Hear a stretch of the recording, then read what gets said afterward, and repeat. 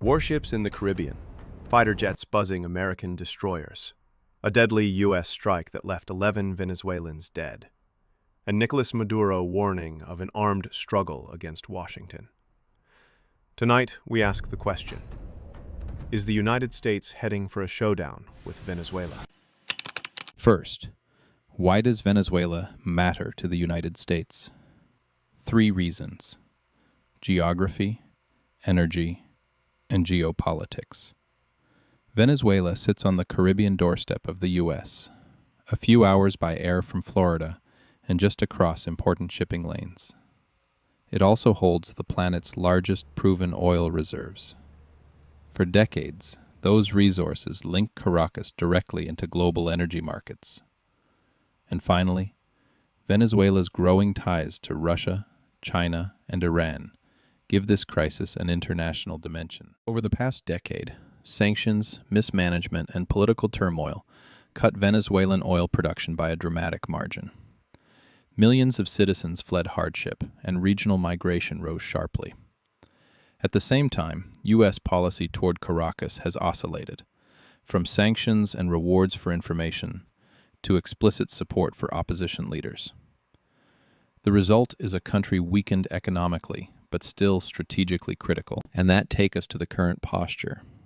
In the past month, the Pentagon ordered a significant Caribbean deployment, at least 2 Aegis-class destroyers, an attack submarine operating in the region, and the movement of advanced fighter assets, including several F-35s, to Puerto Rico for rapid response. Officially, officials say this is a counter-narcotics mission to interdict drug shipments bound for the United States, but deployments are never just hardware. Ships, subs, and stealth jets change the political texture of a region. An Aegis destroyer is an air defense platform. It can track hundreds of targets and engage missiles. An attack submarine is a stealth instrument of sea denial. And the public presence of F-35s signals a readiness for fast, high-precision strikes. That combination, to many analysts, looks less like routine policing and more like a capability set aimed at coercion. On August 26, U.S. forces struck a fast-moving vessel in the southern Caribbean. Washington says the boat was carrying large quantities of cocaine, destined for transatlantic smuggling networks tied to Venezuela-based criminal groups. The strike sank the vessel and killed 11 people. U.S. officials framed the action as an interdiction in a brutal drug trade. They released images of contraband and asserted links to the Tren de Aragua cartel. Caracas offered a very different version.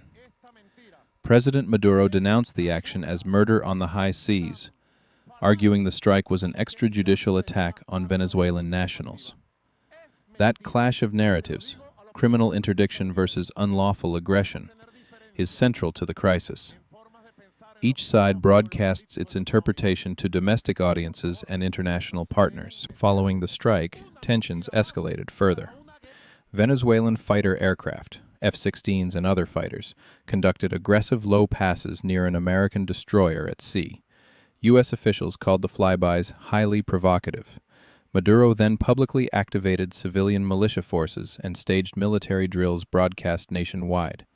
In televised addresses, he spoke of defending sovereignty and warned that any attack would be met with organized resistance, what he called a republic in arms. From a strategic point of view, those maneuvers serve multiple purposes. They rally domestic support, signal resolve to international backers, and complicate any U.S. calculus that might favor direct strikes or an incursion. In short, Venezuela is saying, if the U.S. moves beyond interdiction, we will escalate. And this strategic posture is being put to the ultimate test right now, amid a series of dramatic events that have pushed the two nations closer to a potential conflict than they have been in decades. The flashpoint began on September 14th, when U.S. forces boarded and occupied a Venezuelan tuna fishing vessel in international waters. For 8 hours, they held the boat, an act Venezuela condemned as an illegal provocation and a blatant violation of their sovereignty. However, the situation turned deadly once again. The very next day, on September 15th, the U.S. launched a second military strike. President Trump authorized an attack on another boat, alleged to be carrying narco-terrorists. This strike killed 3 more individuals. Critics are asking, where is the evidence? And do these actions, taken far from U.S. shores, cross a legal and ethical line? This isn't happening in a vacuum. It's part of a massive U.S. military buildup in the Caribbean. The Pentagon has deployed a formidable force, warships, advanced F-35 fighter jets based in Puerto Rico, and even a nuclear-powered submarine. The official reason? A crackdown on drug trafficking. In response, Venezuela is not backing down. President Maduro has mobilized the nation's defenses under Plan Independencia 200, activating 284 separate battlefronts and conducting major military exercises. They view this not as a drug interdiction operation, but as the prelude to an invasion, an act of imperial aggression. So we're left with a stark standoff. On one side, a superpower flexing its military muscle. On the other hand, a nation is rallying to defend its sovereignty. Communication has broken down. Rhetoric is fiery.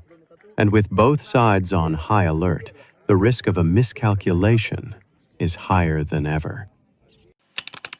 Let's connect the military moves to the economy. Venezuela's oil output has plummeted from its peak years.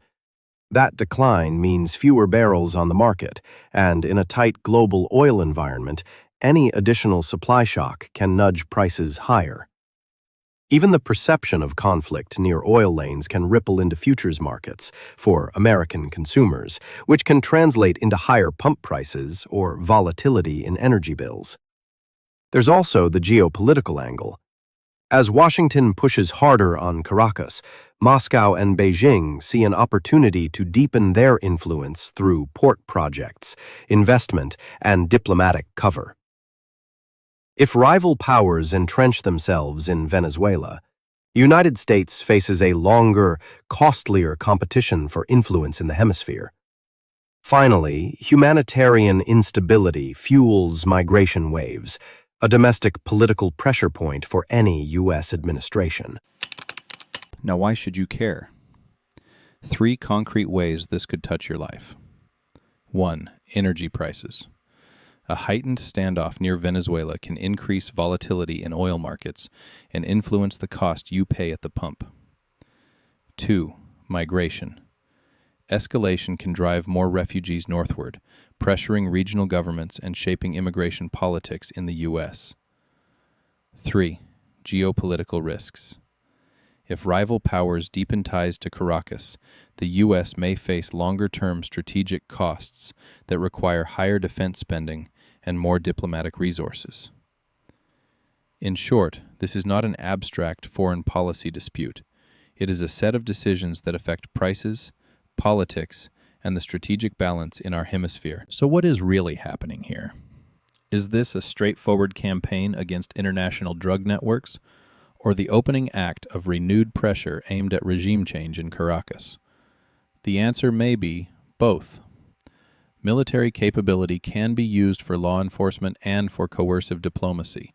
The two are not mutually exclusive.